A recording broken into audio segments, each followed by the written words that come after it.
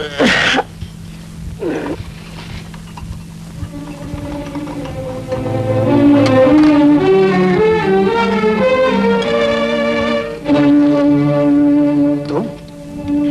हिंद।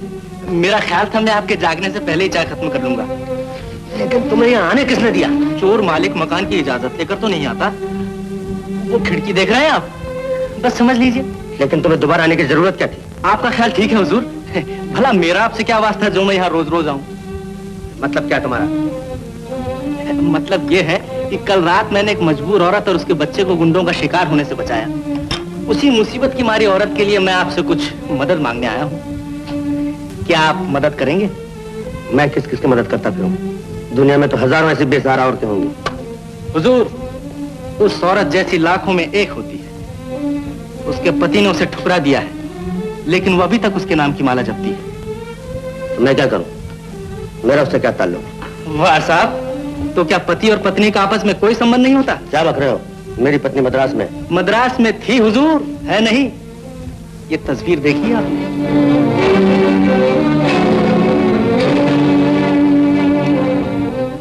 ये तुम्हारे हाथ कैसे लगी? मैं अर्ज तो कर चुका हूं कि मेरा बिजनेस क्या है। कारोबार के सिलसिले में ये भी हाथ लग गई। शुक्र है हुजूर ने अपनी बीवी को पहचान तो लिया। मैं राजा, ये मेरा जाती मामला है। जाती? पत्नी जब तक अपने पति के साथ हो मामला जाती होता है, लेकिन जब पति उसे अपनी नजर से गिरा दे तो ये मामला बढ़कर पब्लिक के हाथ में आ जाता है।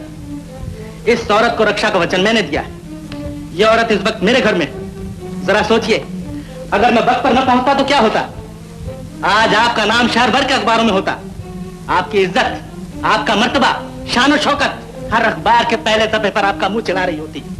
गली गली में लोग चर्चा करते कि mister Ashok proprietor superior Motors की बीवी गुंडों के हाथों शिकार हो गई। कहिए, उस वक्त क्या ये मामला जाती होता? ये तो उस वक्त देखा जाता। अब अगर वो खुद मुसीबत मोल लेना चाहे तो मैं क्या करूं? मैं तो उसके रहने खाने पीने का सब बंदोबस्त कर चुका हूं। लेकिन हुजूर, मैंने आपकी पत्नी को वचन दिया है कि मैं उसे आपके पास लाऊंगा और देखूंगा कि आप उसे उसका अधिकार लौटाते हैं या नहीं। अपना अच्छा बुरा मैं खुद समझता हूं, तुम्हें इसमें दखल देने की जरूरत नहीं। आप मेरे मिजाज से वाकिफ नहीं। बाहर के दो चार आदमियों से पूछ देखिए, वो आपको बताएंगे कि मैं अच्छे के साथ कितना अच्छा हूं और बुरे के साथ कितना बुरा। अव्वल तो मुझे गुस्सा नहीं आता, और अगर आ जाता है तो फिर सामने वाले का भगवान भला करे।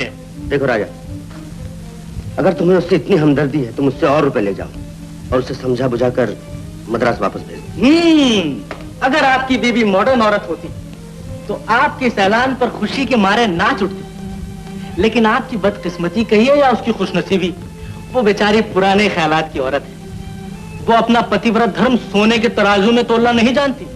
उसे तो सिर्फ अपना पति चाहिए। मगर पति तो ये नहीं चाहता। वाह साहब, नहीं चाहता तो क्या हुआ? अपने हाथ सलामत रहे, हम उसे रास्ते पर ले आएंगे। तुम धमकी दे रहे हो मुझे? आंख मत दिखाइए हुजूर। वो औरत आपकी बीवी है, आपके बच्चे की माँ है। उसमें सीता का पतिव्रत, पद्मिनी का तेज और मीरा की भक्ति।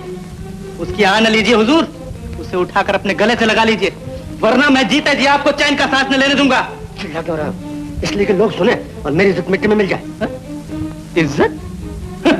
इज्जत होती है इंसान की, शैतान की नहीं। घर की लक्ष्मी को छोड़कर बाजारी औरतों के साथ रंगरलियां मनाकर तुम दुनिया से इज्जत की उम्मीद रखते हो? खूबसूरत शरीर की पूजा करने वाले रईस को लोग आवारा कहते हैं, लेकिन एक लंगोटी वाले फकीर को जो भगवान का नाम लेता है महात्मा कहकर पुकारा जाता है। इज्जत चाहिए तो उस औरत की पूजा करो जो तुम्हारे जूते खोलने में अपना स्वर्ग समझती है। लेकिन तुम तो उस औरत की पूजा कर रहे हो जिसके जूते तुम्हें खोलने पड़ते हैं।